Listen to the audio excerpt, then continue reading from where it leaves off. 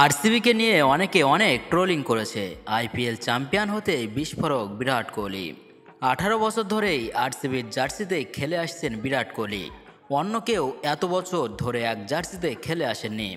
বিরাটকে প্রায় সব দলই চেয়েছিল নিজেদের দলে নেওয়ার জন্য, কিন্তু কোহলি কোনোদিনই কোনো দলের হয়ে খেলায় সাড়া দেননি। তিনি বেঙ্গালুরু দলটির প্রতি এতটাই কমিটেড ছিলেন, বিরাট যদি চাইতেন আগেই দল পাল্টে অন্য কোনো দলে যেতে পারতেন।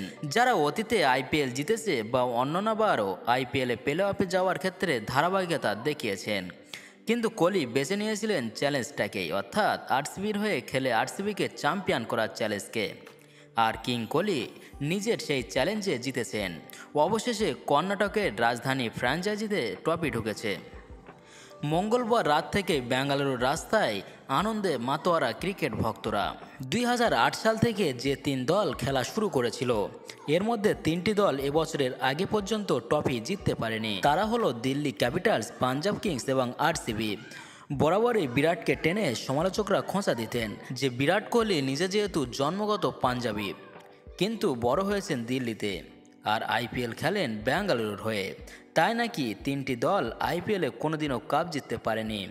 সমালোচকদের সেই কথা পুরো ফুল স্টপ করে দিয়েছেন বিরাট, সঙ্গে এবার দিলেন পাল্টা জবাবও। আরসিবির প্রথম ট্রফি জয়ের পর বিরাট কোহলি বলেছিলেন, আমি এবার একটু শান্তিতে ঘুমোতে চাই। আমি এতদিন ধরে অনেক চাপ নিয়েছি, অনেক রকমের কথাও আমার শুনতে হয়েছে। আরসিবি এটা, আরসিবি ওটা, অনেকে অনেক রকমের মজা করেছেন, ট্রোলিং করেছেন, কিন্তু আমি একটা কথা বলতে পারি, এই সমালোচনাগুলোই আমাদের দল হিসেবে নিজেদের মধ্যে ঐক্যতা বাড়াতে সাহায্য করেছে, ফ্র্যাঞ্চাইজিকেও আরও শক্তিশালী করেছে।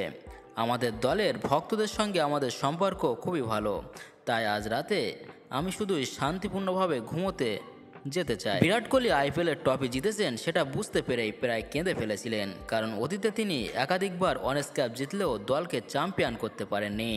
এবারে তিনি হয়তো অরেঞ্জ ক্যাপ জিতলেন না, তবে দলের হয়ে প্রায় 650 রান তিনি এবারে করেছেন, আর ফাইনাল ম্যাচেও তার করা 43 রানের গুরুত্ব রয়েছে অপরিসীম।